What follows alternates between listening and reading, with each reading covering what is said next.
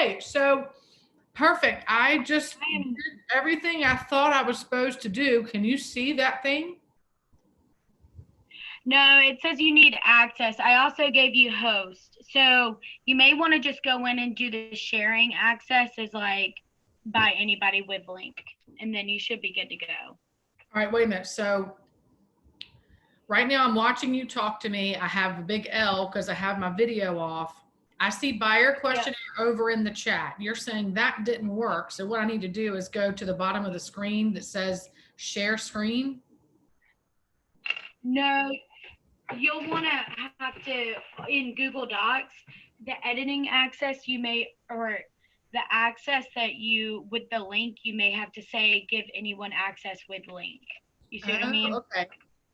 Okay, hold on. Let me go share. Email link. What was that? It gave me the option for email link. Nope. That didn't work.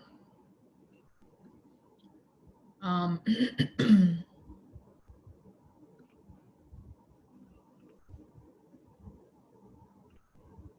right, let me try this. Let me see if this is going to work.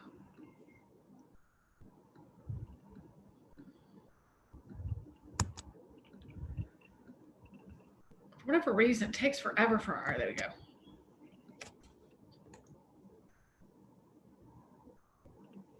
See if that lets you get to it. What you need to do is click on the link part of it. Oh, did you get it? Look at the chat. See if you can get to that. No. So once you hit share in Google Docs or whatever it is, are you there? I don't think I am. Are you in the drive? So what I did is I went to the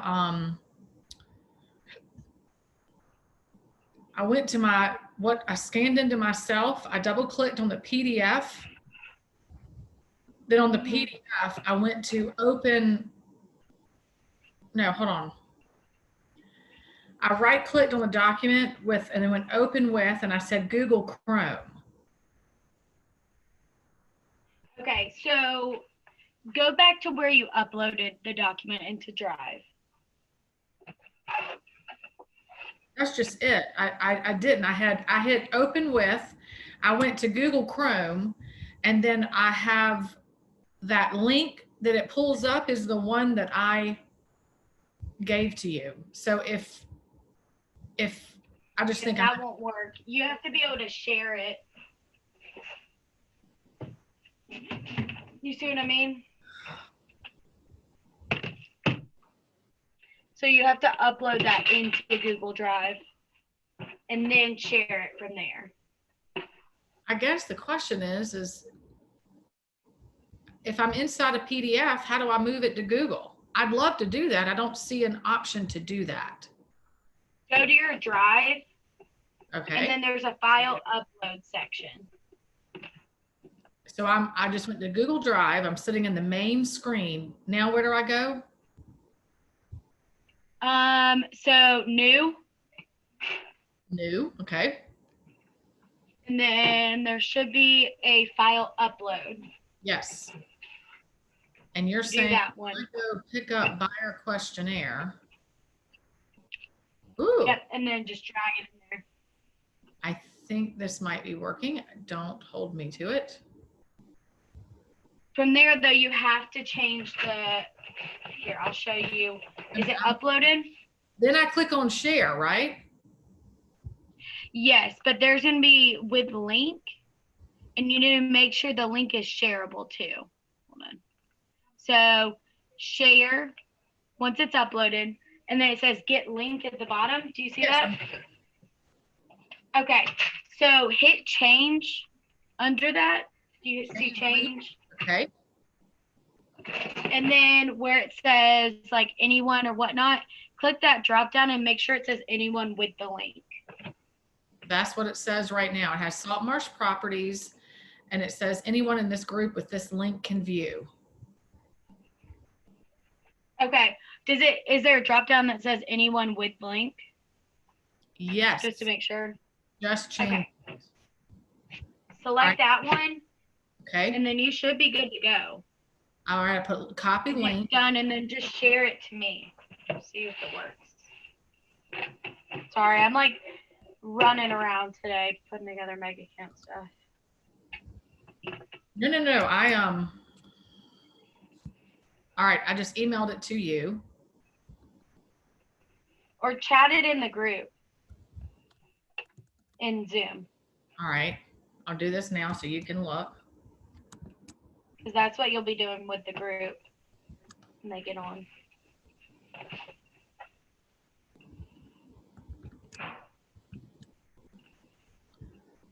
All right, all of a sudden now, my computer isn't letting me.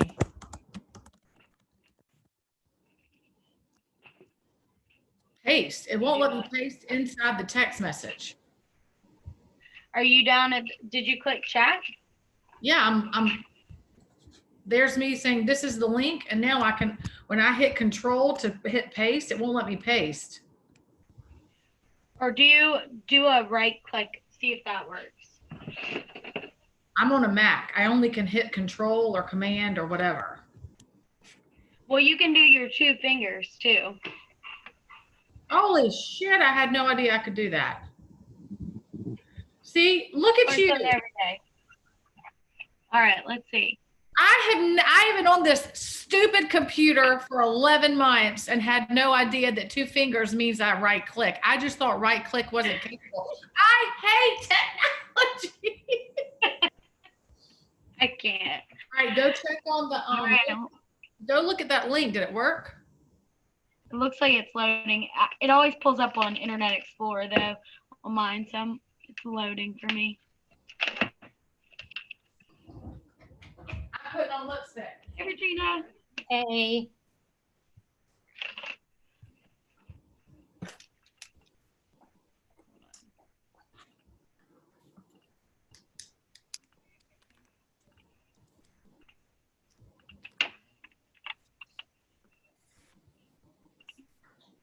The link works.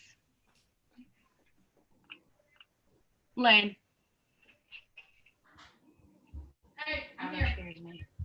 here. Okay, it works. Yay! So when you pull it up, what do you see? The whole thing. So like your brand, buyer needs analysis, all your notes and all. Oh my God. It is a Christmas miracle. I did all that by myself. You're all set. All right. All right. I got to run. Good luck. Bye. Thank you. Bye.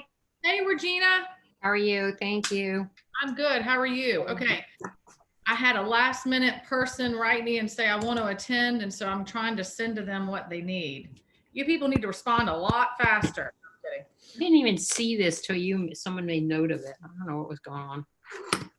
Well, it's the thing that confuses me about that. Let me go back to the video. All of our calendar invite, all of this stuff is on your calendar that you can access anywhere that tells you what's happening. Do you not have that, or do you? So we get a daily agenda, Right. and it wasn't on that I noted.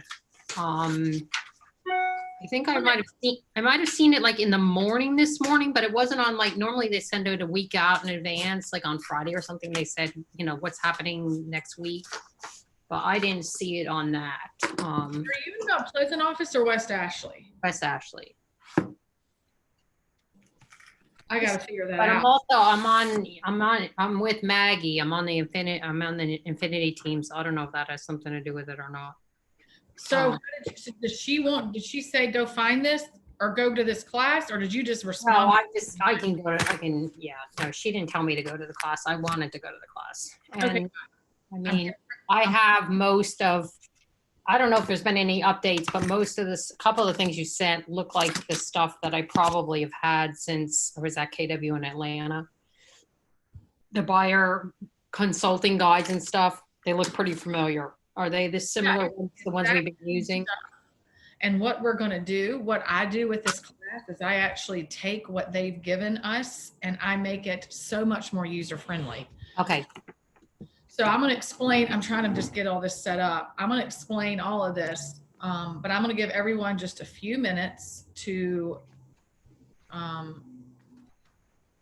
get here.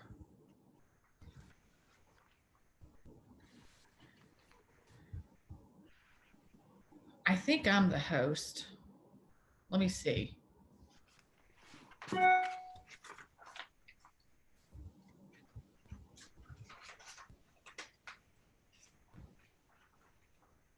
It doesn't matter. All right.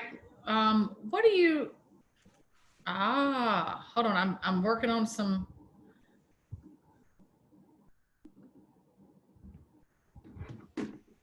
What do you see right now? KW with across the your brand handwritten. Fire needs analysis. So basically the right. document. That's what I was trying to figure out. I figured out how to screen share. Oh my gosh, it's amazing. I'm an idiot when it comes to technology. Okay. Let's go to the chat. What I want you to do. All right, if everyone can hear me, I see that there are 3 attendees right now. I don't see anyone else. So I'm gonna give it just a few more minutes, but Regina, Jennifer, and Latoya, if you 3 will go into the chat, and you'll see that there's a third a third entrance of saying this is the link : click on that. Then what that should bring up is it's going to look like a scanned document that says like Keller Williams, my brand, etc. And it should be this. Hold on. That is what you should see when you click on the link. Do y'all? Are you talking in the chat at the bottom of the Zoom meeting? Yes. There's nothing in there that I see. Does anyone else see anything? I'm not seeing that either. Yeah, I don't see anything in there.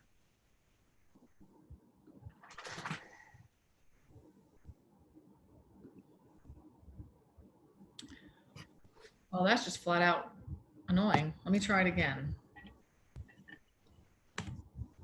There it So goes. Another one from me to everyone. Yeah, it worked that time. So you don't see anything up above that one.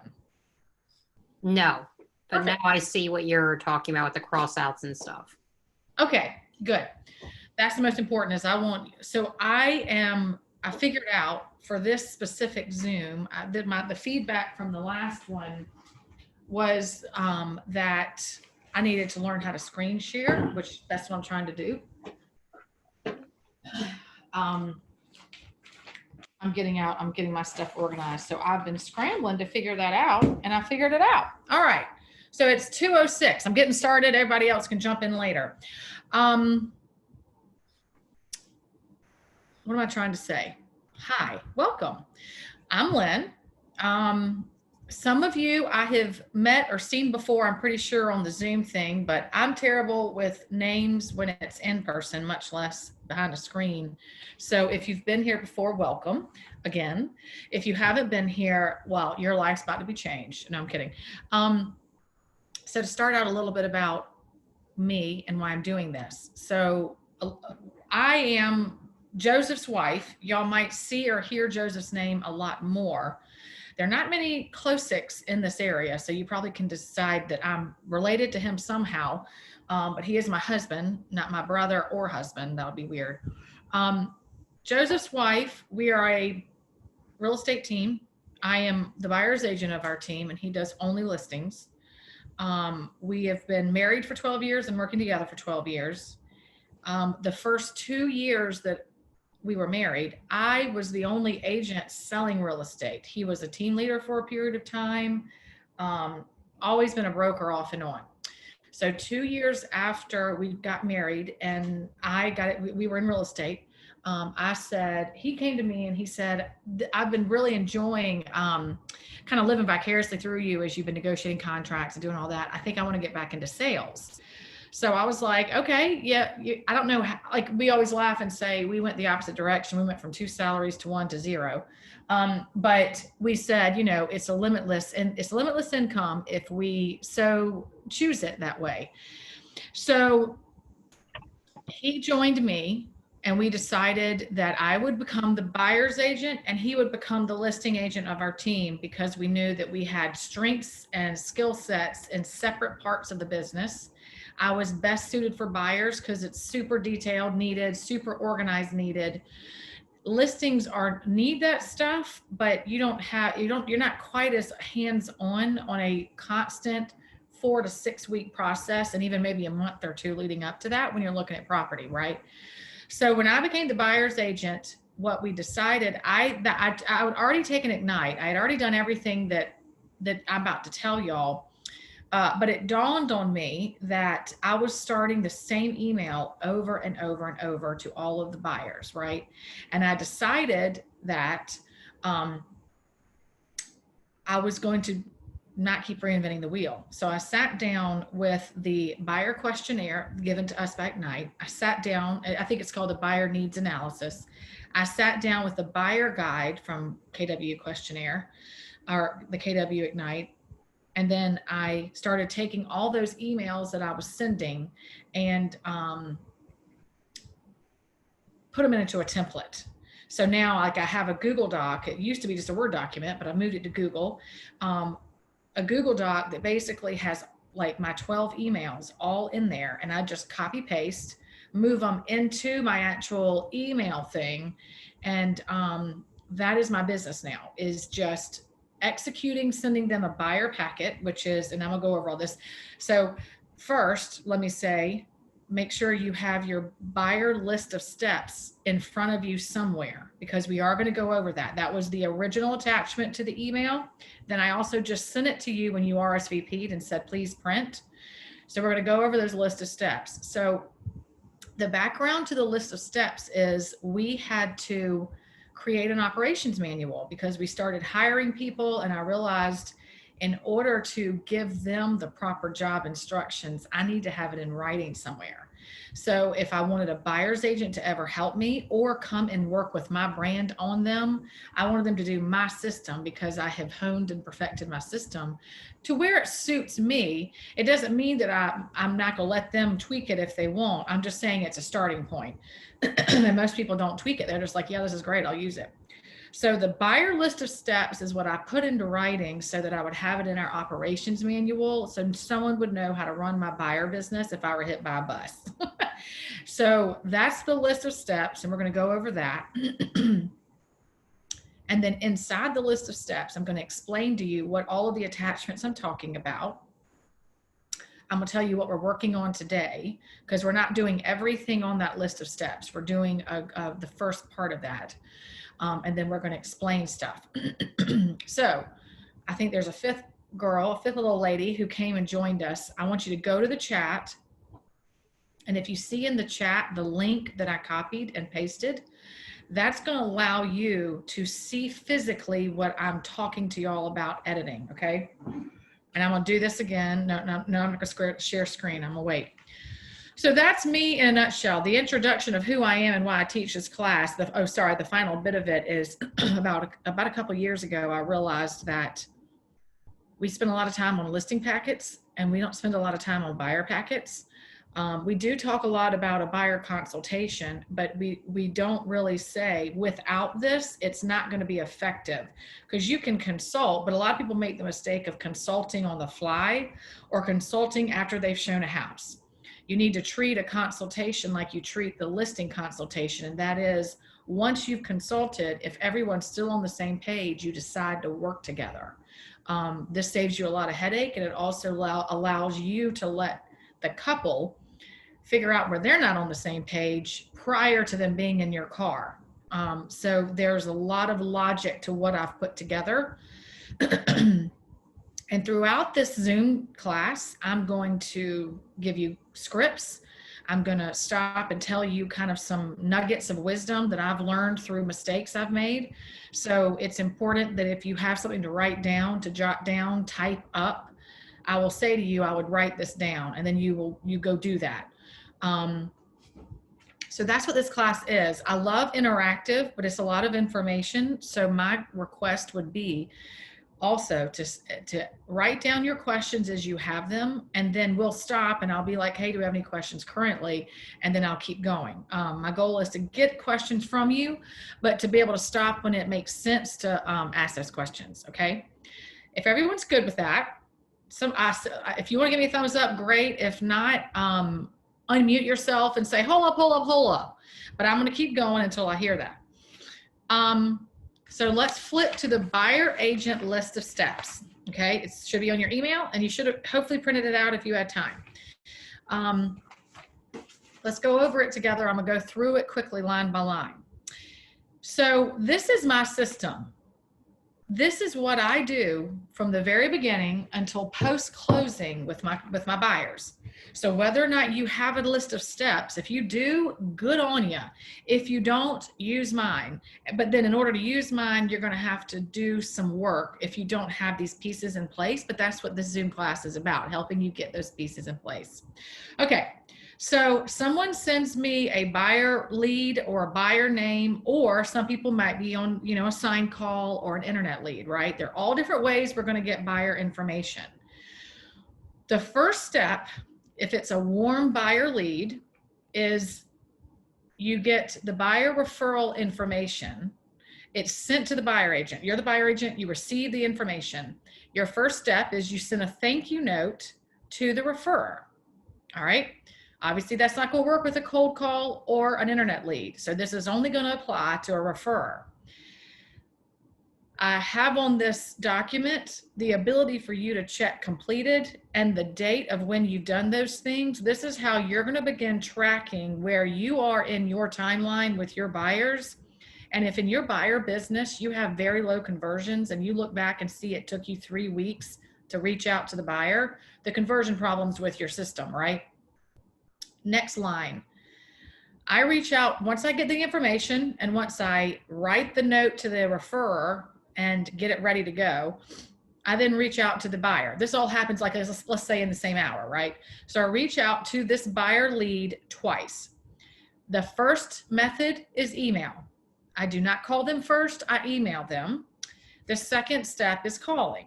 Let's discuss the email first. I have the templates. Remember I was telling you all I have a set of templates that are saved.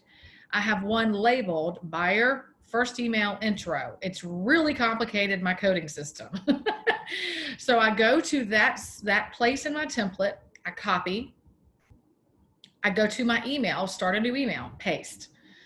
Then I attach to that email my buyer questionnaire, a generic Charleston map, which I Googled and just saved a document that gave me a bird's eye view. And it goes from Kiowa up to North Mount Pleasant.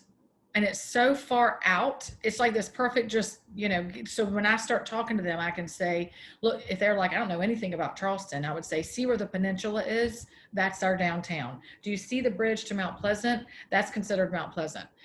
So the very generic Charleston map, a vendor list, and the vendor list is the Salt Marsh Properties vendor list. It's what we've vetted. We've been building it for 12 years. We'll talk about that later, but you want to look at these attachments and you need to make notes to yourself. I don't have a vendor list. I need to create one. That's kind of also the other thing where you see gaps in your business. This list of steps will hopefully let you fill those gaps in. I also took some time and created a locals guide. The things that are inside that locals guide, it's just a PDF attachment. But in PDF, you can make links live, right? So in the PDF, I have everything from local marinas, farmers markets. Like I picked 3 or 4 restaurants in every area of town that were considered the hub of the town. So I have a Somerville proper couple of restaurants. I have West Ashley, the Avondale area, a couple of restaurants. In the old village, it was the post house. I think they just reopened a couple of spots there in the old village. I think I have Shem Creek. I have all of the different malls and shopping areas, like the Mount Pleasant Town Center. the area in West Ashley that's Steinmart and, well, Steinmart's closing, but that area, Jason's Deli. Then like over on James Island, I can't really remember what I have. I'm getting like maybe where the Earth Fair is. That's not, I mean, that, you know, people can argue West Ashley, James Island, but you get my point. The locals guide, I went to every hub of Charleston and gave someone who doesn't know where to go something fun in every area. Public parks, golf courses, beaches, that kind of thing. Then I did a bundle of South Carolina sample contracts. They're all a PDF bundle. I have the contract. I have the buyer's agency agreement, the relationship disclosure of South Carolina Buyer Agency, and then I think that might be it. The due diligence used to be an addendum, but we don't have that anymore. It's now in the contract. So, but you get my gist. I have blank South Carolina contracts that they are then able to go through if they want. And then I have the guide to buying a home. Both the questionnaire and the guide are the two are the two things we're going to work on. Are the two things we're going to work on today. Okay. The email that I send, that's the template, it requests a first meeting, and it also has a lot of lovely verbiage, and it says nice things, but it also says this is what we're going to do first. Here's how I work. I do a consultation first, then we go look at houses. So my email is explaining, and then asks at the very end of the email is basically, okay, what would you like to do? Do you want to set a phone call or do you want to meet in person? So there you go. I send that, and I will wait an hour sometimes before I call the buyer. And the reason for that is because I learned in my business early on that if I called the buyer and didn't have my system in place, the minute they picked up the phone, they took control, because they immediately started telling me everything they wanted and everything they needed. And they were allowed to do that because I didn't have a system. And I found myself drinking from a fire hose and being like, this doesn't work for me. And I found myself getting frustrated at the buyer, like, stop talking, you know, and that's a terrible way to feel. And that's my job, is to hear them. So I realized I needed to fix my system. So what I did is created this. And then now my script with my buyer, when I call them, and feel free to write this down. This isn't like earth shattering. It's just what I say. If they answer the phone, I say, hey, this is Lynn. I am the agent that was referred to reach out to you and check in on you on your, buyer side. I cannot talk very long right now because I have some appointments I'm about to go into. However, I at least wanted to make contact with you. I've already set with the phone call and the script in the beginning that I don't have time to talk. So they're already prepared that I'm in charge. And then I say, however, go check your email. I have sent you some items of value or some resources that I send to all of my buyers.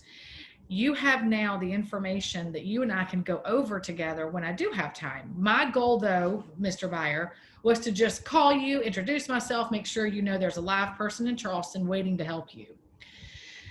Most of the time, they're like, oh, cool, that's great. I can't wait to talk to you more, and I'll go check my email. And I say, great. If I get their voicemail, same script. Hey, this is Lynn. I just want to give a live contact. I am a person. I'm here in Charleston. I'm ready to help you. However, since I missed you, I went ahead and sent you some an email with a set of resources that I send to all my buyers. Please feel free to go look at those. And the email itself asks when a good time is for us to talk. So feel free to write that back to me and we'll set it up. So there I have hit them with what they need in an email, and then I've hit them with a phone call.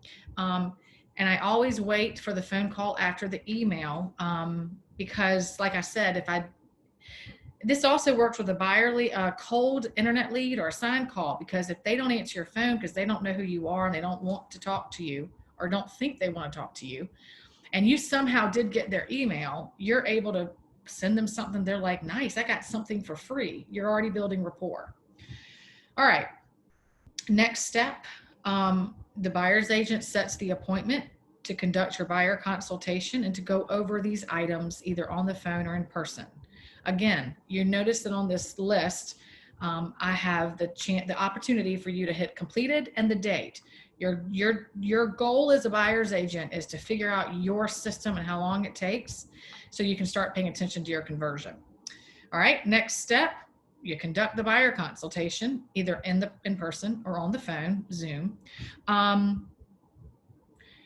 At that time, you obviously say, all right, lay it on me. What do you want? What's your plan? Tell me what your deal is. Sometimes if you've had a warm referral, you might be able to say, you know, Joe from Columbia told me that you're hoping to buy and that your lease is up in September. So I guess we're on a little bit of a time frame, but go ahead and tell me everything else. So you can let them know you kind of know or whatever.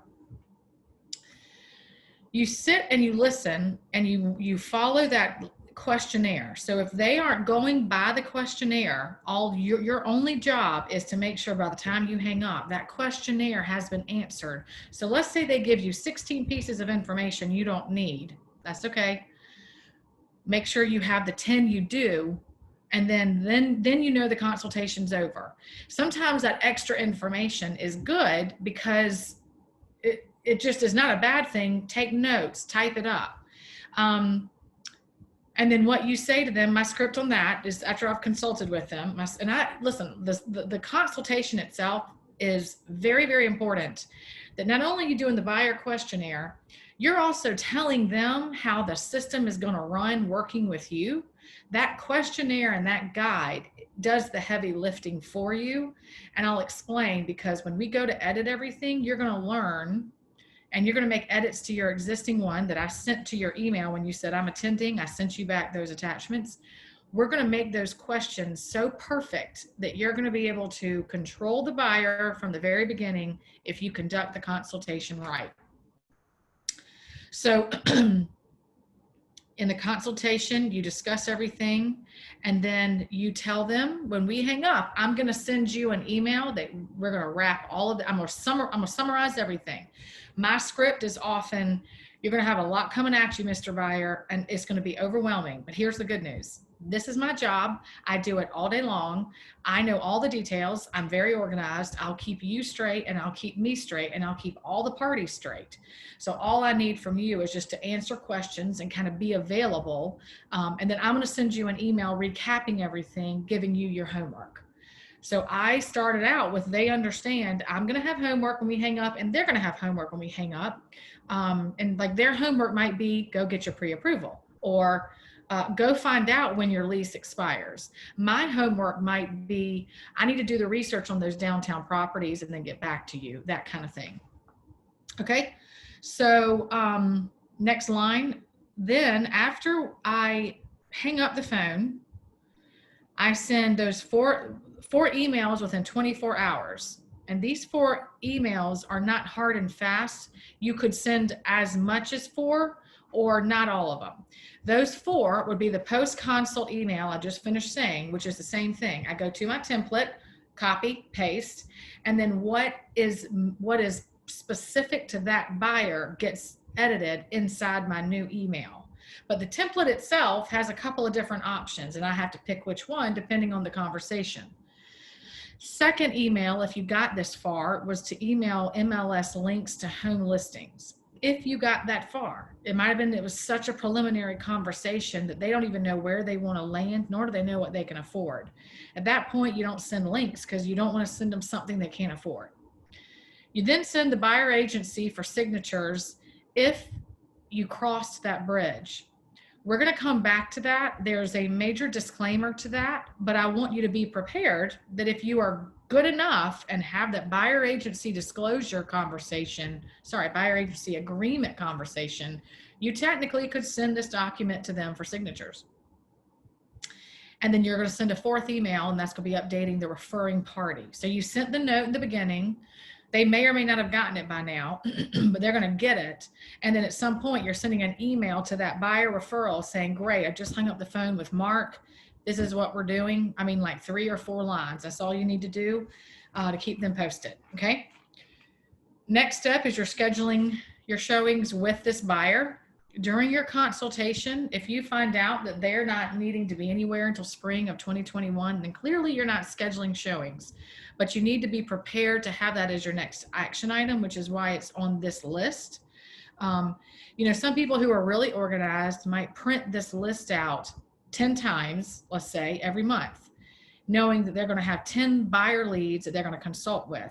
So on everyone's file, you could have out to the side, not applicable, they're spring 2021. You know, you could really use this list in that regard.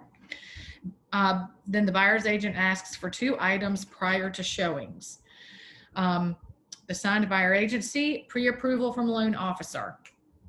I like to get a pre-approval of sorts before I even send them properties on the internet, like, you know, MLS links. But at the very least, get it before you get them in the car. All right, now let's go to the second page where it says showing homes. We are not going to cover this today, but I wanted you to have this list of what it is I do, because your job truly starts when you get to this level, right? The most valuable part of your job is not opening doors, but to help them figure out which one they're going to buy and then negotiating contract to close. But nonetheless, I have my email system goes all the way through to post-closing.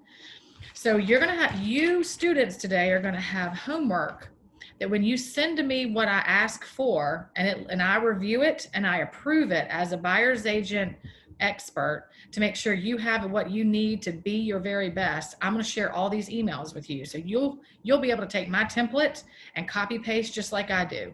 It's not specific to me, although be smart and go make sure that if it says Saltmarsh Properties somewhere, you change it to your name.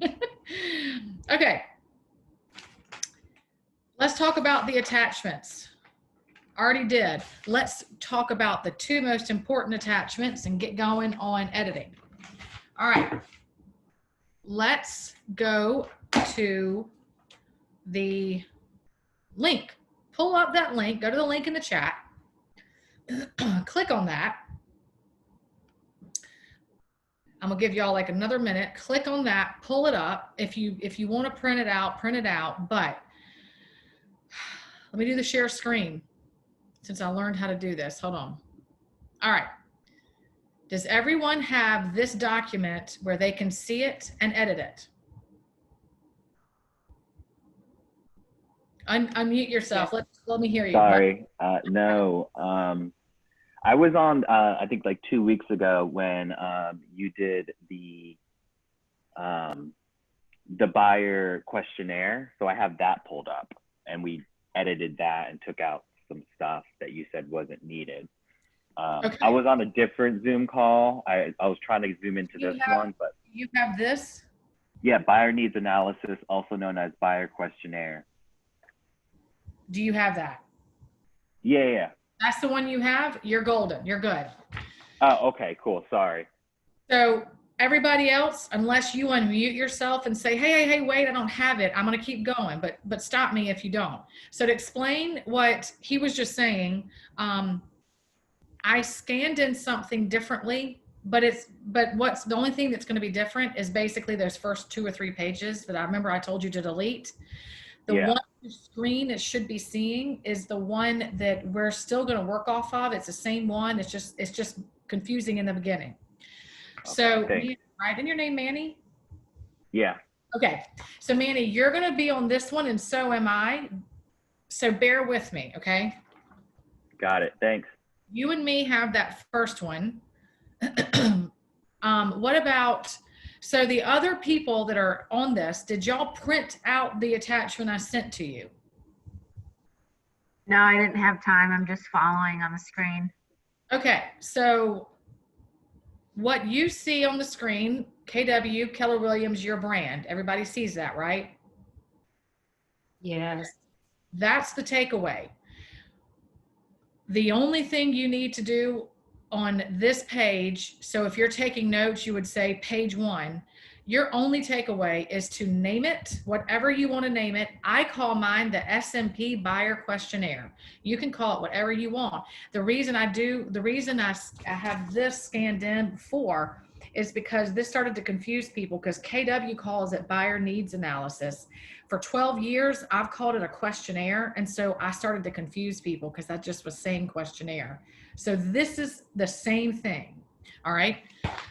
You need to name it and you need to put your brand on it. Those are your only instructions on page 1. Let's flip to page 2.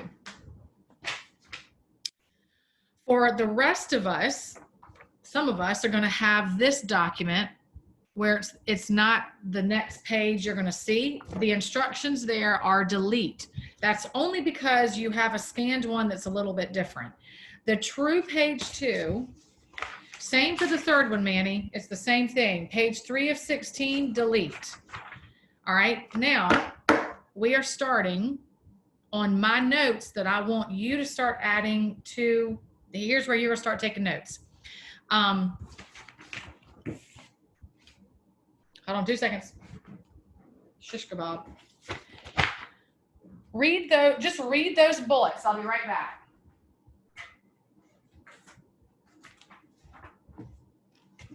When I scanned this in, I forgot to go get it so that I could go over it with you. All right. What you're seeing is, let me move this little window so I can see it. I'm giving you instructions because what I noticed about this document and the buyer's guide document is that the person who created it had gigantic font and did so much spacing that it took up a ton of space, and this document is now like 10 pages. I felt like that was overkill. So I made a physical note for y'all to be able to follow, which says, categorize the headings and don't waste a lot of space with headings if possible. Modify spacing and font size. And then in your branding of every page, these are the things I would put: name, email, phone, social media, picture, logo. On every page if possible, even if it's tiny at the bottom, because if someone were to forward this, your information now goes everywhere. So you might as well have your branding on every page. Like for instance, I have a watermark of our logo on the first page, but then every page after it, I just have Lynn Klosik, buyer's agent, phone number, email. File by title, that covers that. Then these are the 6 things that I want you to add into your questionnaire wherever you see fit. These are 6 very important things that I have added over time that was not in the original document from KW.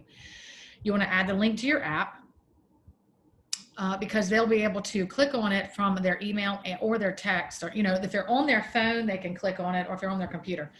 Link to school districts. We'll cover that in a minute. Link to the Chamber of Commerce information. That's basically you going and Googling Chamber of Commerce and going and finding information you think is important based on your buyer conversations. I got questions, like people always ask, what do you do about crime? What do you say about, I don't want to live next to fill in the blank, which is illegal to talk about. This Chamber of Commerce link and also the Chamber of Commerce local maps, those things will allow you to give them what they need and not take on explanations as a real estate agent, because that's a lot of it's off limits now. Someone asked me that they went to those links on mine and it didn't get there. So let's say that this is so outdated because I put this together years ago, that if Chamber of Commerce now doesn't let you just sign in, copy paste links, then the same concept applies. Go to local websites to get that information, or if the worst case scenario, copy paste the link to the police department, and that's the expert on crime. You're not. There you go. And then the last thing you want to add are your testimonials. So if you don't have any testimonials, that's okay.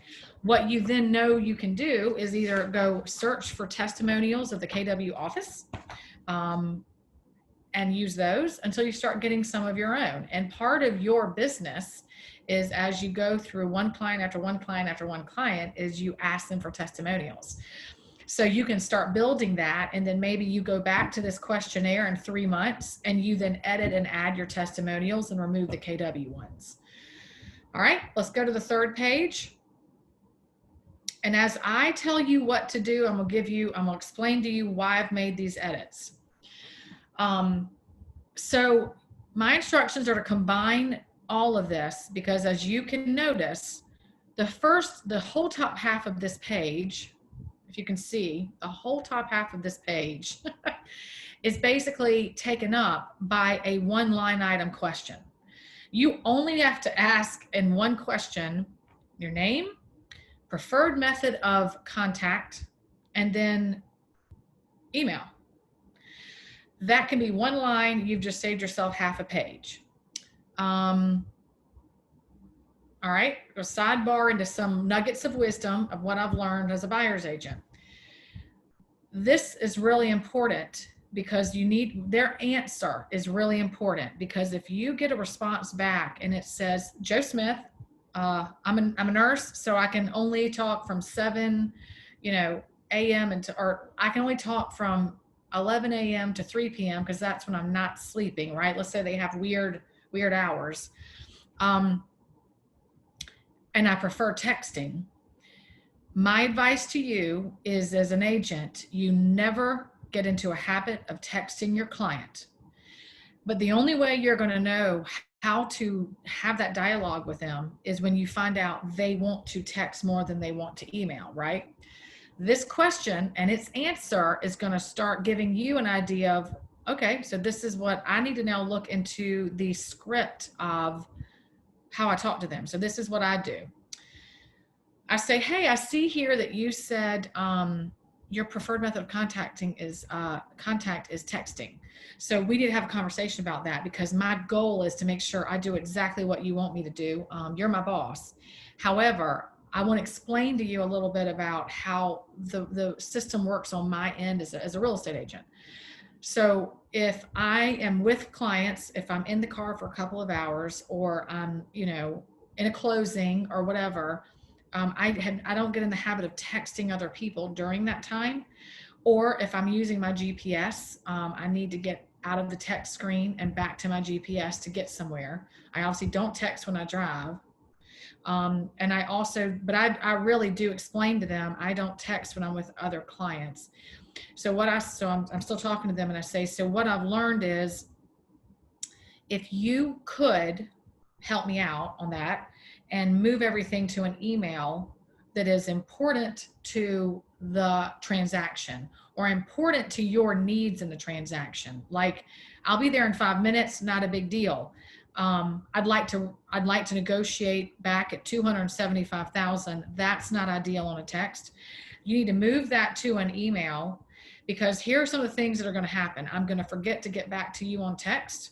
I also will then, when I'm gone for a couple of hours, and I say to them, and I tell all my clients this, that the best way they're going to get everything from me by the end of the day is if it's in my email, because then that's my running to-do list. If I dismiss the text, it doesn't continue as unread, right? There's probably a way to do that, but I'm not going to do that for my clients. They're not going to text me. That's what I'm doing here is I'm saying, I'm not going to text you back, but I do it. You're hearing how I have that conversation, which I think is just really nice. And just saying, please do me a favor and send it to email, or I might forget to do it, or it might get dismissed. And they have no problem with that. Then if they do insist, because you're going to have people who forget and only live in texting world, if they do continue texting me, let's say 2 weeks into our business relationship together, then all I start to do is say, send it to me on email, please. That's my response. Or I'm going to call you to talk about this. That's all I do. Send it to me on email. I'm going to call you to talk about this. And I'm done. That's all I do. I do not write anything back. So back to learn how to control your buyers, know what system you're going to do, and then put it in this questionnaire so that when they tell you what they want to do, you're figuring out how to come around that and make it of value to them. Okay, next page, or next line. Now I'm going to start telling you what to delete. Delete the first bullet. You see the X on there. We've just covered that. You don't need to ask them again, who's the primary contact. What I've learned is when you say, what are the names of the buyers? What's your preferred method of contact and how do I contact you? You get all that information. You don't need to ask the question again. Some of this stuff is redundant. That's why we're nixing it. Third line, what is prompting your move? Keep it. That's a good question. Keep noting though how, can y'all see my mouse? You can? Cool. Yes. Notice the gap there. Make that gap smaller because this is a document that they're going to be able to type in.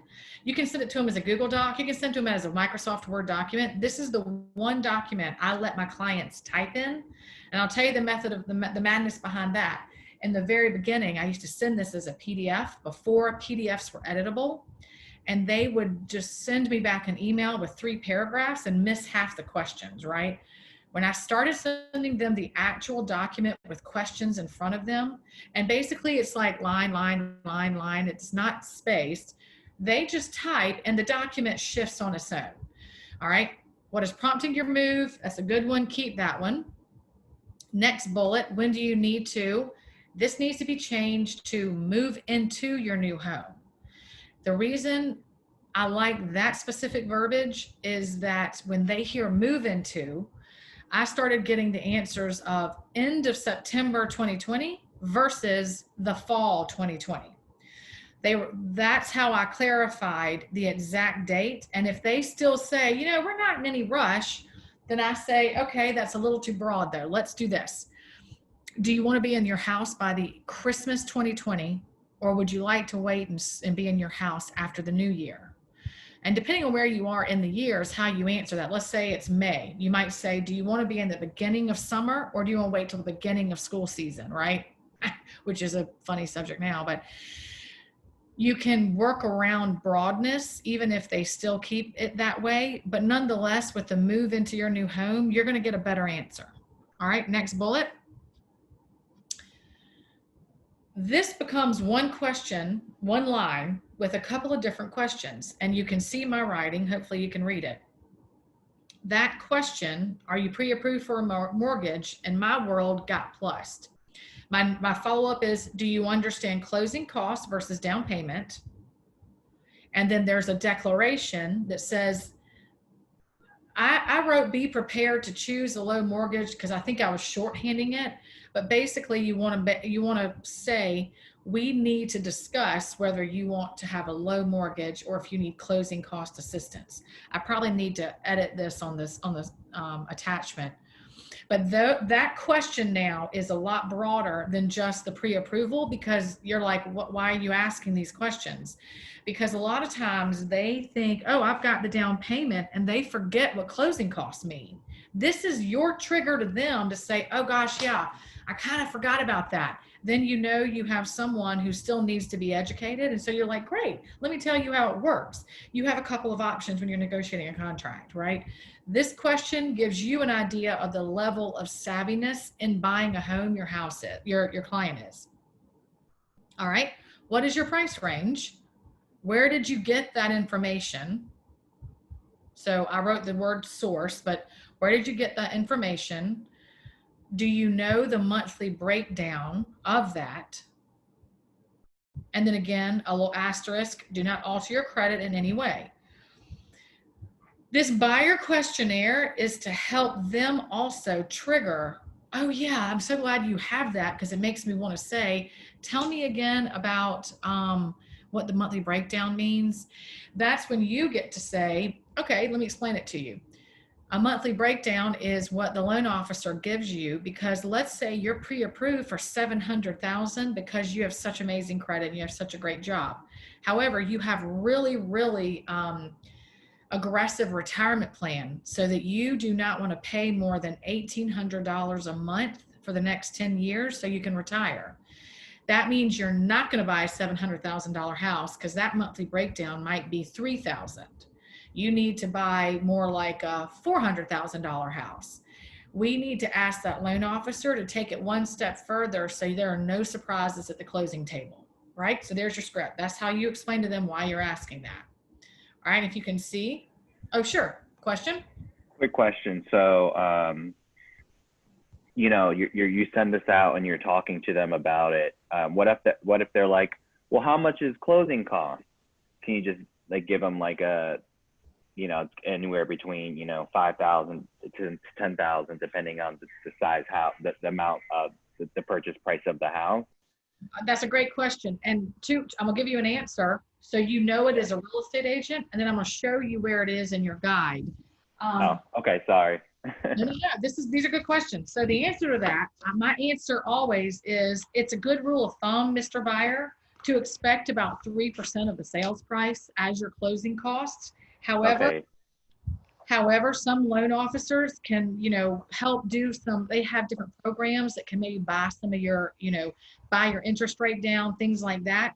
So the good news is at the most, it's probably gonna be 3%, but we're probably gonna get it lower than that. That's what That's good, so they have an idea.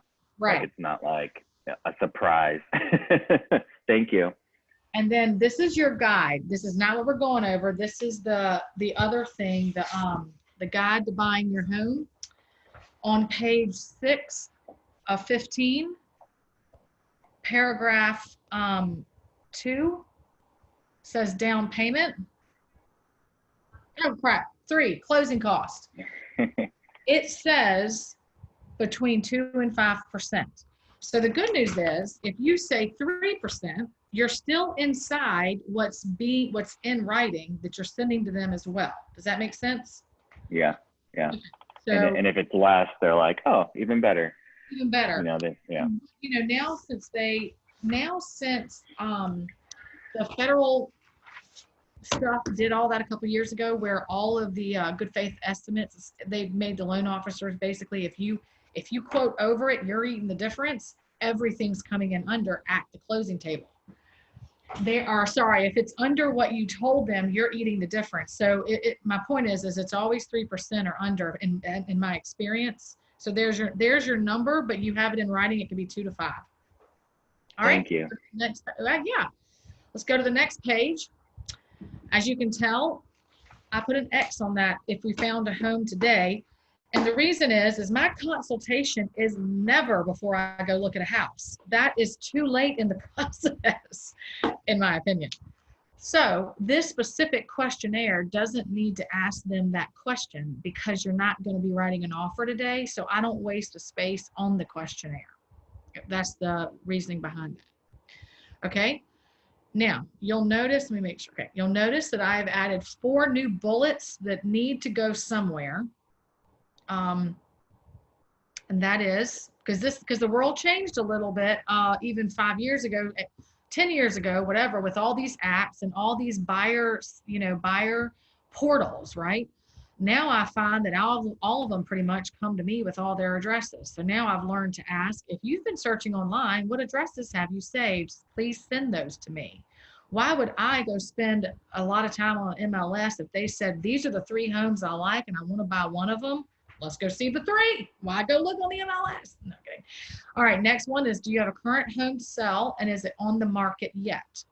The importance of that question is, if you can get a double transaction here, like sell and then buy, great. If they need to sell a home and they're from another state or another place, you can't represent them, you've got a great referral to send them a listing agent, then you get a referral fee. Do you have any other contingencies to discuss?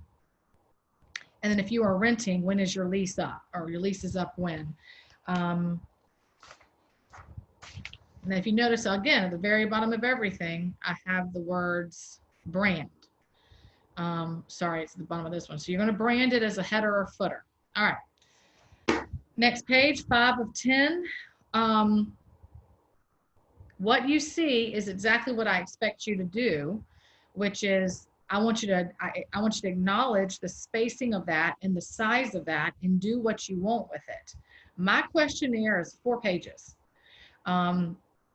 So that's what I did. You can do whatever you want. Let me say this last bit. The reason I keep saying that is not, wow, look at me, I decreased it. It was because I knew that sending a 10-page questionnaire was so overwhelming that buyers were probably like, I'm not doing this. This is too much. I'd just rather talk to you about it. When I scaled it back and made it like just a smaller document, I got it back answered almost every time. This questionnaire and doing this system and turning it into this for myself, it's probably 10 years ago, 11 years ago, when I did this. it drastically changed my experience, which is why I'm sharing it with people, because I didn't know people weren't actually following the instructions after at night. Just kidding. But all right, next one. Delete who will be living in the home you purchase or exit out. I'm going to explain all this in a minute.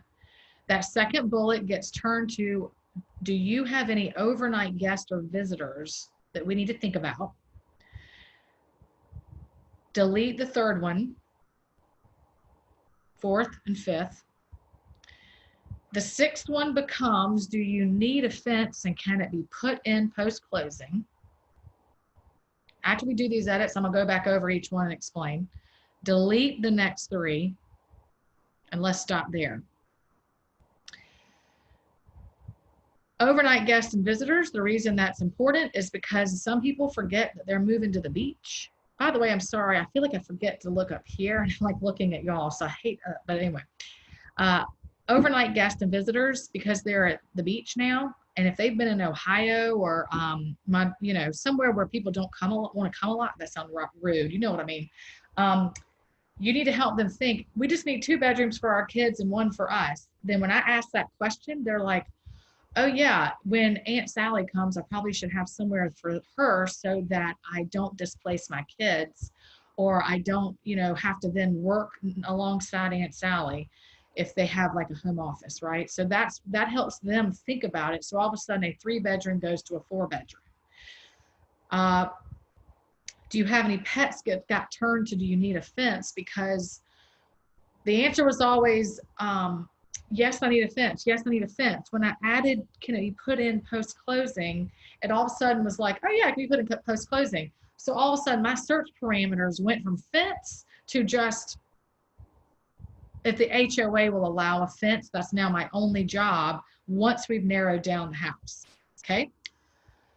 Everything else goes away. The reason it goes away is because they are not necessary for you to get what you need to do your job.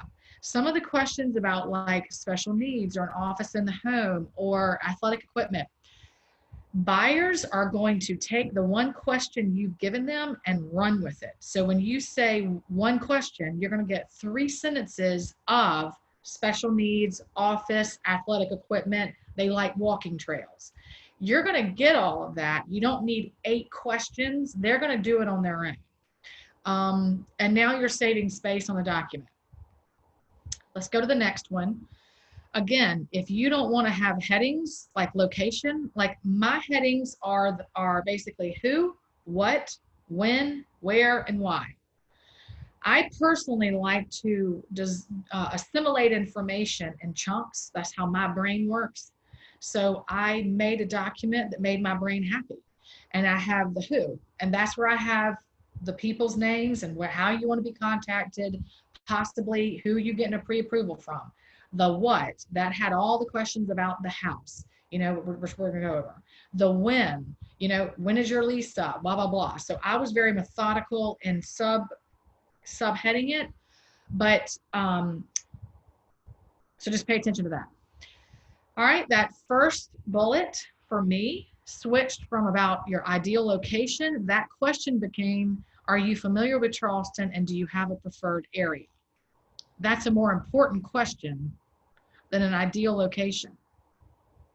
Because my ideal location is St. John, but that's not what I'm doing. I'm buying a house in Charleston, All right, what is your maximum commute time and distance? I plussed that from work or from the beach, the airport, etc. Some of these people are here to be retired, so they don't have work, so give them an option. A lot of them will be like, oh yeah, that's a good point. I would like to be closer to the airport. Okay, you don't need to know their work address. That gets deleted. You just ask that question above. So if they say, I only want to be about 15 minutes from work, they're going to tell you, and I'm working on Ashley phosphate. You don't have to like pull teeth. They're going to give it to you. All right, next bullet. Instead of are schools important, my question is, if schools are important, here are the links to the districts. So those links I told you about a couple pages earlier, this is where I have it inserted in my questionnaire. You can put it wherever. I'm kind of logic, like organized, linear, so I keep everything, whatever, and categorized. All right, I delete the particular view. I delete what else is important about your location. They're going to tell you that. When you say that this part up here, all right, hold on. Sorry, this thing just moved. Are you familiar with Charleston preferred area? That's where the views are going to come in. That's where the golf courses are going to come in. All of that's going to happen with that question. All right, next page. I put X's over your dream home and the general, you don't need this. I'm just making a suggestion of safe space, but if you love it and want to keep it, please do. All right, first and second bullets get deleted and I replace them with, this could be your primary or secondary home. Do you understand the difference in taxes of 4% to 6%? Do you want new construction or resale? And do you want a single family detached or a single family attached? That helps you educate them if they are not South Carolina residents at this point to understand that 4 to 6 actually means triple. So you want to make sure you understand that. The disclaimer on all this, my peeps, is that if you see any of this and you're like, I don't know what she's talking about, I wouldn't meet with the buyer yet until you know the answer, because you need to know this answer, right? So anyway, is it a primary or secondary? That means it'll be 4 or 6%. That actually does not just, it doesn't just go up 2%, it triples. And then instead of asking about age and condition, I find out from them if they want new construction or resale. Then they're going to answer, we don't want something older than 10 years, or we are totally fine with a historic house that's been renovated. They'll answer that for you. You don't need that my notes are just continuing to remind you, I don't think you need a heading for everything inside the house questions, just a suggestion. All right, we just answered everything that I think is important with those primary, secondary, new construction, whatever. I do think a very important question to keep is this one. Approximately what is your minimum and maximum square footage? Not size house, I say, and then they'll be like, well, wait a minute, what do you mean? And I'll say, well, for instance, if you live right now in a 1,500 square foot apartment and you're about to kill your family, then we probably should not look for a house under 1,800 square feet because you might need some breathing room. If you currently live in a 3,500 square foot house and you are downsizing and you don't want to clean that fourth bathroom one more time, then we may max your search at 2,800. So that's how I answer some of that, where they're like, oh yeah, I totally get it. So then we create a stronger barrier, and it's not all square footage. It's what's going to be, it's what they want to live in.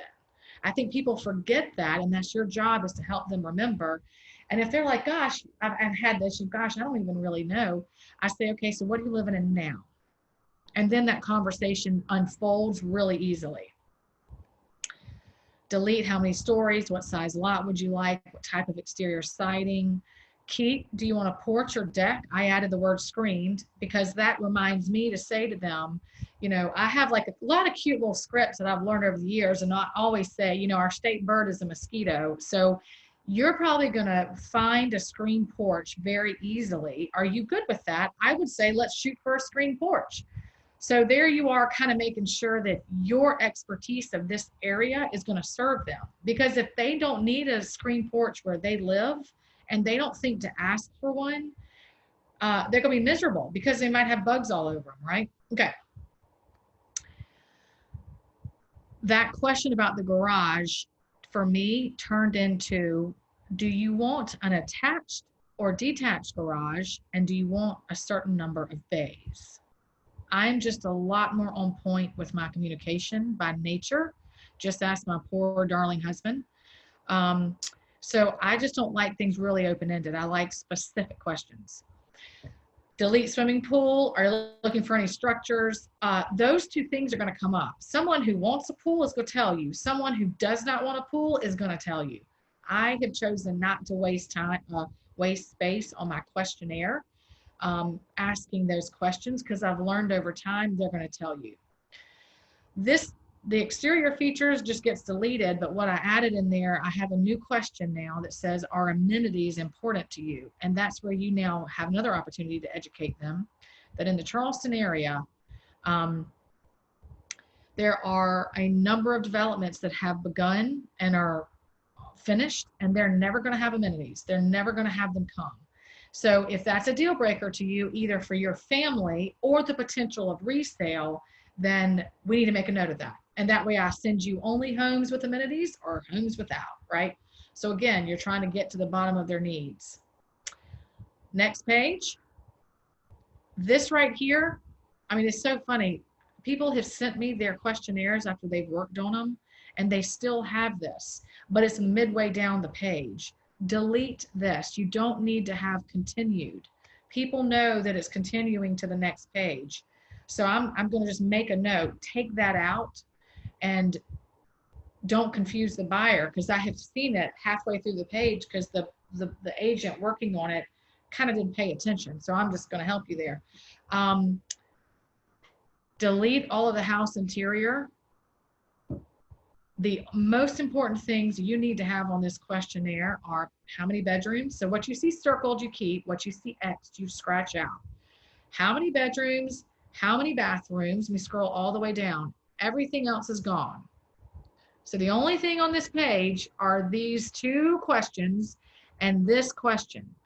And it says, what do you currently love and want to duplicate in your current home? Or what do you hate and do not want to duplicate in your home? That's going to cover all of this without taking up a whole page. I'm going to scroll up. Has everybody got it? Unmute yourself and yell at me if you need me to go back. All right, again, your dream home continued. Delete that. Like, that is such a waste of space. People know that it's continued. I guess I'm being kind of a smart, you know what. It's like, people know that the pages keep going. All right, delete everything about the living room, family room. We know that. So like, go back and log. Let's look really quickly. What are your needs for each of the bathrooms? Like, do you understand that it's such a ridiculous question? Like, that's not necessary. That's why, so when you if you take your time and look through these edits, once we're through with this Zoom, you'll be like, oh yeah, I mean, that's just kind of, it's just a silly question. People are going to tell you, I cannot have any carpeting because I hate carpeting. They're going to tell you everything you need to know. All right. Lynn, do you find that they'll also mention whether they really want a bathtub or want a stand-up shower during conversation also? I know sometimes that's a biggie, I've noticed. They don't. What's funny is they do not even think of that until we're in the property. Okay. Most every property, and this is what I hear more often than not. Oh my gosh, the master doesn't have a bath. Well, that's okay because the guest does. So what I've noticed is it's not, to me, if you give buyers, what I've learned is if I were to ask them, what exterior siding do you want? And and I send them anything but hardy plank, even though they can't afford the homes, let's say, that are all hardy plank, it looks like I didn't listen to them, right? So I took out all those details so that as they begin to walk through the home, or we start, looking at pictures online, they will say, this house doesn't have a bathtub, which is super weird. I wonder why they did that. I don't want to go see it. So then I will say, okay, so let's make a note of that. I can make sure that that's not the case. But I don't give them the opportunity in the beginning, or else they will nitpick your search. Don't do it. Stick with the basics.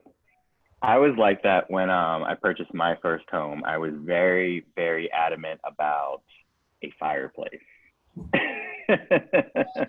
That was my must-have.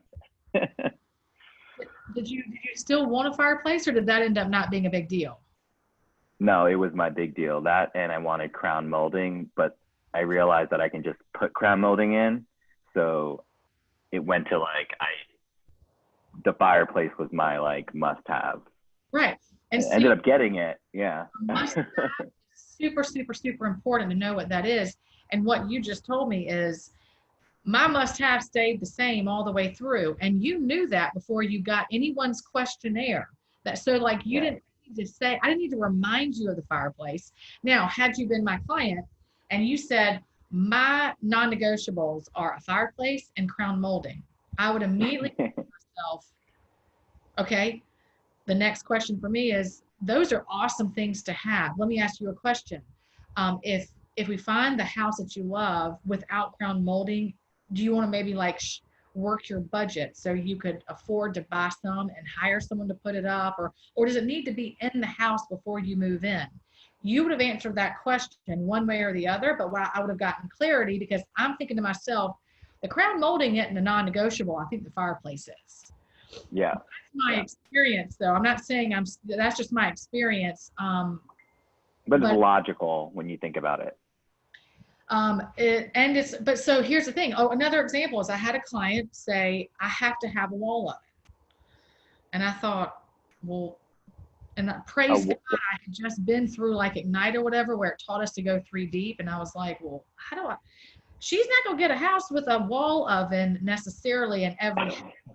So then I was quick thinking, and I was like, okay, so let's do this. What if we shaved off your house budget by $10,000? Let's say you could afford, let's say she was at 550. And I said, let's go to 540. And then you have $10,000 back in your pocket to put in a little bit of upgrades, including a wall oven. Could that work? And her response was, oh yeah, that was always the case. I just really want a wall oven. So even when they say it's a deal breaker, you have to double check it is before you say, okay, I'll get you a wall oven. You know what I'm saying? So gotcha. That's part of this, is just getting better at that with experience, and you'll be fine at it. All right, and then the final bit of this is the 5 must-haves. I don't worry about any of that other stuff. I just say, what are your 5 must-haves? And what it always boils down to, it is very rarely, not ever, going to be this: bedrooms, bathrooms, price, location, garage. That is a huge deal always. Those are typically the 5 things, which is why everything in this questionnaire got deleted, because I realized if I ask about a pool, I'm just hearing their opinions on a pool, because I can promise you, if it's a deal breaker, it's going to go on that 5 must-haves. So basically, I build rapport, and then there's a safety net of, well, what's going to stay and what's going to go. So anyway, next page, strike all of that, because we've covered everything: areas, school districts, all of that. And then the final part of my questionnaire has a subheading that says our relationship. And these are my questions. Have you worked with an agent before? Have you worked in South Carolina before? I'm sorry, have you bought a house in South Carolina before? What did you like or not like about that agent? I did not ask who the agent is. I said, what did you like or not like about the agent? And that's when you get back things like, took me to places that I couldn't afford. What's the most important thing about our relationship I should know? And then what have I not asked that I should have? That right there gives them the ability to stop answering questions and telling me what makes them tick. I go to that paragraph first before I look at anything else in the questionnaire, or I should say I go to that page on my questionnaire. When I get it back from them, I go there first to help me understand who I'm working with, because if they've had a terrible experience and I read that, then I immediately put on my soft hat. And I think this person needs some love. I need to redeem the experience they had, and I'm gonna be that person whenever we consult. If that answer is, yep, worked in South Carolina before, I bought and sold 4 houses, I even did for sale by owner once, then I put on my hat of, well, then let's cut through the bull crap and get right to it, and we'll find your house. You wear different types of personality hats when you read the end of those questions. All right, wait a minute. Oh, last page. Make these notes. Just type these notes in or write these notes. This document, this page, I liked this verbiage a ton. I didn't want it in my buyer questionnaire, and I took it and put it in my post-consultation email. I used the verbiage to help me have a better email after our consultation, and took it out of the questionnaire to, again, shorten the questionnaire. I feel like sending buyers information in chunks, like an email and then 2 days later, another email, and then a document attached. They're gonna absorb the information so much better that way. So anyway, those are your instructions on that last page, is to move that off of there. And then the homework, now we're going to go to the buyer guide. The homework you have is to edit everything I just did in your buyer questionnaire that you can get from the KW websites and send it to me for review. And I've already gotten it from a few people with these classes. Once I've received from you the buyer questionnaire with all these changes made, and I can make sure, I'll help you make sure, like, you know, you still have dream home continued as in the middle of the page, or you've misspelled a few things. I will look over your shoulder, make sure that I feel good about what you're sending to your buyers, just to have a second set of eyes. And then I send you my canned emails, because now in my canned emails, I reference all these things. No point in having that if you're not going to use them, right? So now we're going to switch to the guide, but it's going to be a lot faster. There are like 3 edits on that, and then we're done. So before we switch to a guide, this is where we're going to now. This is the document I sent to y'all on your attachment. I'm not going to screen share that because there's so few edits. We're just going to go quickly over it. Do we have any questions? Any input? Any thoughts about, like, well, Lynn, how do you do this? Do you want to talk about anything right now before we go to the guide? And if not, I'll keep going. I guess my only question is, for if you do get the response that they've never lived in South Carolina before, is there any point during your consultation that you talk about flood insurance, or is that just not a conversation you need to have initially? So, great question. So most of my out of area buyers, it's interesting to me. They don't know very much. They're like, well, we just want to know if our house is going to flood. And I'm like, I'm not being critical of them. What I'm saying is, they must think we flood a lot just being here, right? But it's only because either you have a low water table, you're across the street from the creek, there's a hurricane, or as my mom says, a hurricane. So with the whole flood insurance thing, let me tell you exactly what I do. I say, okay, now that we've gone through the questionnaire and I really understand what you want to buy, I will say to them, I'm obviously not holding things up, but I'll say to them, part of the attachments I sent you were also kind of a step-by-step, like a guide from start to finish. Based on your answers of the questions on that last bit, it looks to me like you're really familiar with buying and selling homes in South Carolina. Or based on your questions on that last page, this is your first time buying in South Carolina. If you'd like, I can take the time to walk you through what it is to buy in South Carolina from start to finish and explain to you the process and what happens inside those 45 days. Would you like me to do that? Then they answer me, and then I go. When the flood insurance thing comes up, my first question is, like, sometimes I don't ask about flood insurance because it scares people. That, I guess that's what the point of my beginning is. They see flood insurance, if they didn't even think about it, and they see flood insurance, they're like, what's happening in Charleston? But if they have been reading, or they're familiar, or just want to know, they will ask me, and my knowledge is I answer them. I don't have to have it in a document. But what I say to them is, you're coming to the low country, and it's named that obviously because it sits low and we have a lot of water. So flooding doesn't happen for any reason. Something has to cause the flooding. So that's going to be a case by case scenario with you based on where you end up buying. And I'll say things like, I live across the street from a creek, and I've never had flooding in my house, even with hurricanes, even with king tides. I pay $500 a year.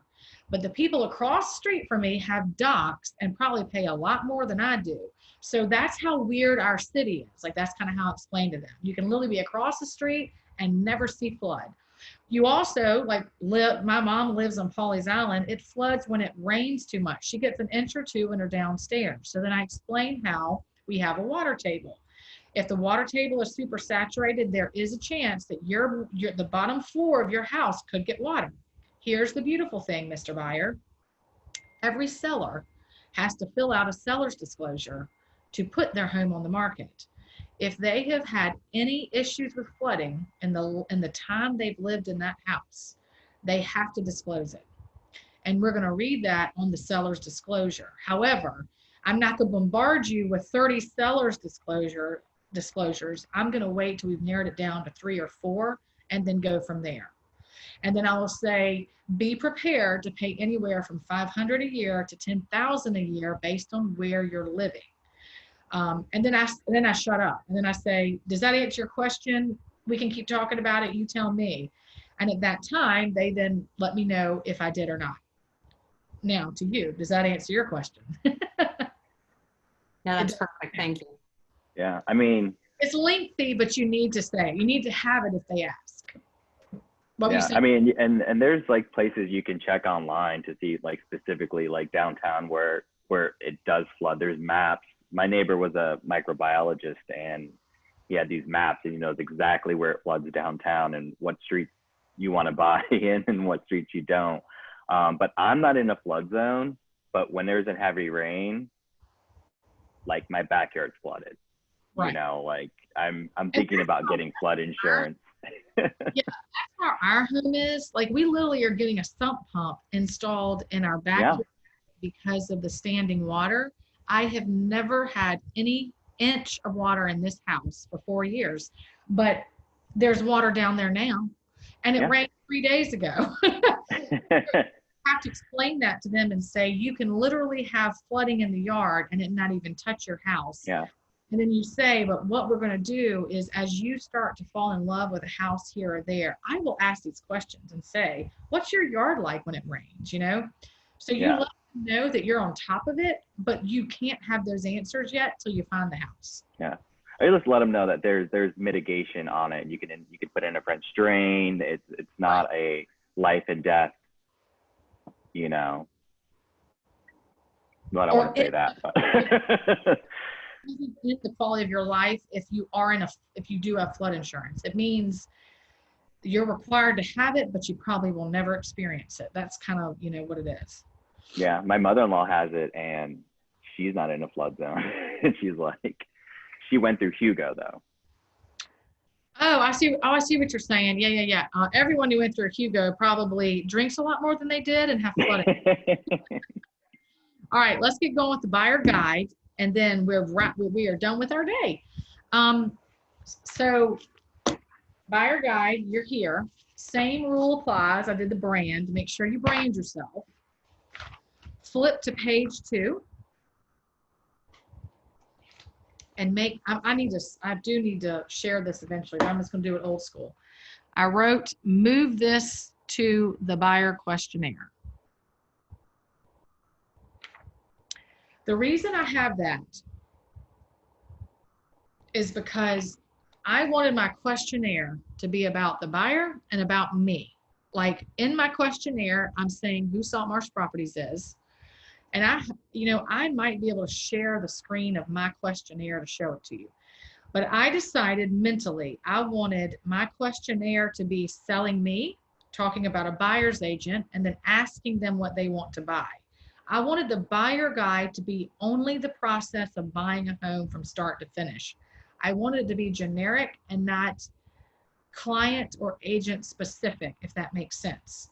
So that we have a document that's all about us and a document they can refer to during the process if they can't get a hold of me that tells them what's happening. So that's why we're going to have a couple of these pages where I'm going to say this verbiage, if you like it, I think should go to your questionnaire. It does not have to though. It does not have to. These are just my suggestions. All right, next page, page 3 of 15. At the top, it says a guide to buying your home and it says you get from me. That whole page again. At the top of this page, my heading says, what does it cost me to hire a buyer's agent? Question mark. So basically, what does it cost me to hire? I think it says specifically, What does it cost me to hire Lynn as my buyer's agent? Question mark. And then next to it, I have the $ and the numeral 0. And then I list under it, under that heading is, here's what I'm going to do for you. So it's like a powerful image of, I'm not paying for Lynn, but this is what Lynn's going to do for me. And again, I wanted that in my questionnaire because the questionnaire is selling me and getting their information. All these are just suggestions. You don't have to do any of them. Page 4. Don't change a thing. I loved everything in there. What I did do, the only change I made was, again, the font, the spacing, all of that. Where you see on this document from KW, I think it's red and black. I changed it to green and black because those are our colors. So I got a little more interesting font colors because I just don't love red. Don't tell Keller Williams that. Next page where it says 6 steps to home buying continued. You know how I feel about that continued. Do what you want with it. But anyway, that whole, all that stays. I would modify the spacing and the heading and all that. Next page, 6 of 15. When you're ready, I'm gonna give you edits. Under the heading, it says numeral 1, qualification for the mortgage. When you find that, here's what I want you to do. I want you to put a big X on the paragraph. I struck the whole paragraph. I did not like it. I thought it put me in the role of telling them about money, and that's not my job. So I basically struck the paragraph, and the verbiage that I have there now says this. Lenders will ask you about your income, taxes, debts, and assets. That's it. And then it has the 4 bullets. I kept the 4 bullets because those are accurate. Those are not me being liable and telling them how money's going to range, any of that stuff. All right. That's the only edit on that page. Go to page 7. Scoot down the page to numeral 4, where you see title company. Add a /attorney, like add the word attorney, like title company /attorney. And then I have in parentheses, South Carolina is an attorney state. Because you have people coming from another place who thinks that they're going to close with a title company and not an attorney. So they're like, what do you mean attorney's cost? Why is an attorney involved? This is how you explain to them in the beginning. You have to have attorney involved. We're not hiring an attorney because we're worried about litigation. I mean, everyone is, but you get my point. That's the only edit on that page. Now we're on page 8. Scroll down to the very bottom. It says in the very last paragraph, the word note, earnest money, blah, blah, blah. Look for the sentence that says this check is made to the title company. Strike that, it becomes attorney.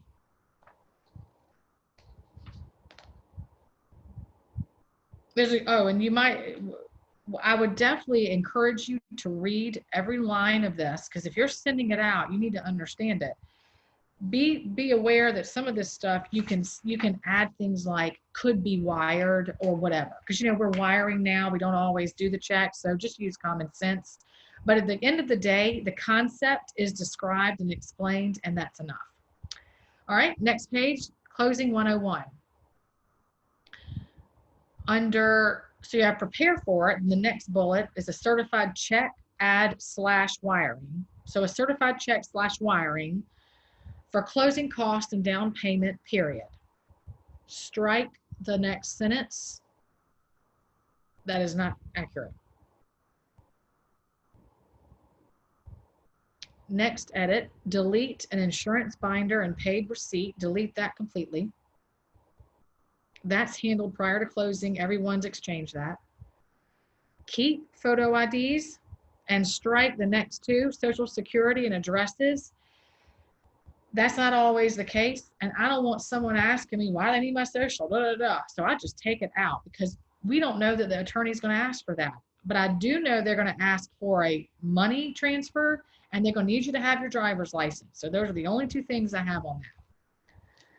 Scroll on down to the last sentence of page 9. I want you to strike the words at the end of closing, because sometimes this does not happen at the end of closing. So take that out, because anything in writing you're going to be held to. The sentence now begins with, the deed will be taken and recorded at the county clerk's office, period. Strike, it will be sent to you after processing. Strike that. And what you add in its place is, this is part of the attorney's job. As a sidebar, let me tell you an important script you've got to have with them in the consultation. One of the main things I say to them when we're consulting is, hey guys, this is the deal. So say I have them both on the phone. I say, this is back to where, how does it work to buy a house and how does it work to buy a house with me kind of thing. What I say is, when you work with me, there are a team of experts that I've put together. I have handpicked your team of experts unless you bring to the table your preferred people, like your attorney or your loan officer. I'm totally good with that. My job is to make sure everyone who is the expert in their field remains the expert. And what I mean by that, Mr. Buyer, is that my wheelhouse is contract and execution of contract. That happens to a certain part of that 45 days. Then it moves from my wheelhouse over to the loan officer and over to the attorney. During my wheelhouse of the contract terms and the contract execution, I'm bringing in other experts to advise you on the actual structure we've written a contract on. So there's going to be an inspector, and there's going to be an appraiser and all that goes with your loan, okay? I promise you, Mr. Buyer, that I will always get the answers you need, but I'm going to go to the experts if the question is in their field. And I'm going to execute mine really well, and I'm going to make sure everyone execute theirs really well on your behalf. But I just want to make sure you know that I'm going to always defer to the experts, and we're all going to be a working team, and it's going to be as stress-free as possible that I can get you to the closing table. And I explained to them, once my contract portion is over, typically that's about 2 weeks in, we've by that point have executed everything we've promised to execute inside those contract terms. I don't disappear. I don't go anywhere. I actually start bugging everyone else to do as good of a job as I did. So I've got your back all the way through it, even though my expertise is no longer at the forefront. So that's how I describe to them, which is why, going back to what I just said, the lender's going to ask you, this is the attorney's job. I have my documents supporting me in my job, continuing to, illuminate who else is involved and who we're going to defer to. The worst thing you can do as a real estate agent is try to be all those things. And I've had a lot of clients say to me, my favorite part about you is that when you don't know an answer, you say, I don't know, I'm going to go find out for you. And then they say, and you do. You get me that answer in 24 hours, or I have an email copied with the right person, and you've asked them the question for me to watch the answer. So there are ways to step away from what you don't know, hand it off, and look like a hero. So 12 years of experience, I've made a lot of mistakes. I want you not to make them. So there you go. Page 10 of 15, we're going back to the document. I liked the frequently asked questions. I didn't change anything. The note that I have is add your own. For instance, I wouldn't put in a question, what's the earnest money and what happens to it? I then answer that question in 2 or 3 sentences or less, right? I then have one other question in there. What's the difference between repair procedure and due diligence? And then I answer that very succinctly in the frequently asked questions. Here's why that's another good idea, y'all, is that when you send this document, right, you're sending this in the very first contact. They get an email and they get all this. Let's say you're with a client all day and you know it, and you're about to write a contract with this client. They take priority over the guy who just got the questionnaire, right?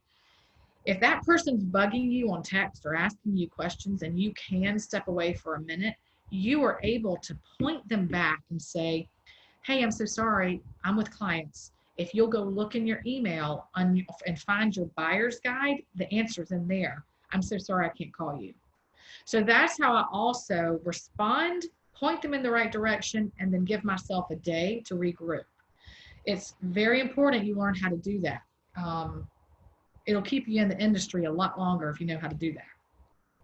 All right, page 11. I made a note that if you like that stuff and you have the answers to these questions, I'd move that to the buyer questionnaire, because again, it's about you. If you don't have any answers on this yet, you don't have any of this information because you're new, then just leave it out and fill in our Keller Williams office stats, that kind of thing. I've made page 12 is optional. Basically, at this point, I no longer have strong opinions. So if you like what you see, keep it. If you don't really care about it, take it out. I don't think it's going to make or break your experience with your buyer, is my point.